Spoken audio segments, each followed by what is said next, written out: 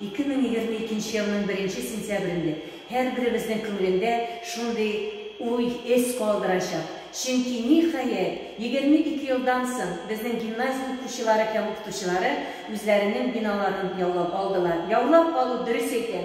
Çünkü biz koyağına yürümedik. Koyağına yazmadık. Hem nihayet biz Marakvotuşka kilebilektik. Hem bu bizim asıl yürütü milletperverimiz bizning sözünü işitip o indi geri başladı. Hem yıl yarım vakit ötkeş bizning Galem isimli gimnaziyamız peyda buldu.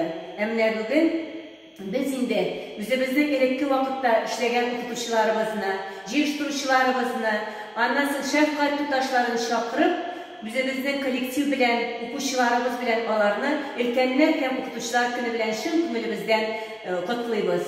Şundan da gimnaziyamız bizning big zor uğuşları var gimnaziyanın. Hazırki vakitte da bizim en zor uğuşumuz, o bizim sağ selamet, anlasın milletimizin yüzük başı olan bağlarımız.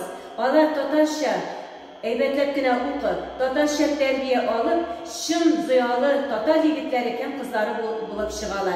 Bizim gimnaziyamızın anın kileşeği var bilen uylayım. Çünkü bizim okutuşlar kolektifi mene degen okutalar. O etiyenilerimiz her vakit bizim bilen birlikte bağlarımızı terbiyelerge hem okuturga yardım ettiler. Jitekçilerimiz her vakit yardım kılın suzalar. Min ışanım bizim gimnaziyamız eğer deyinde biz 10. yılda alganımız iken Россия Federatsiya külemindeki en yaxşı 100 milli mektep arasında altın medal yollaganımız iken hazırki vakitte da biz bu jimlerimizni yamadan zor derecelerge jitkirip degen işlerimizni bulayım.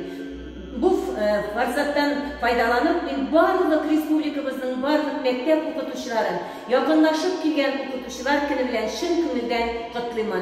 Hürmetli kollegalar, sizge degen okutuşlar, degen kollektivlar, degen mektepler Xuday yazsın.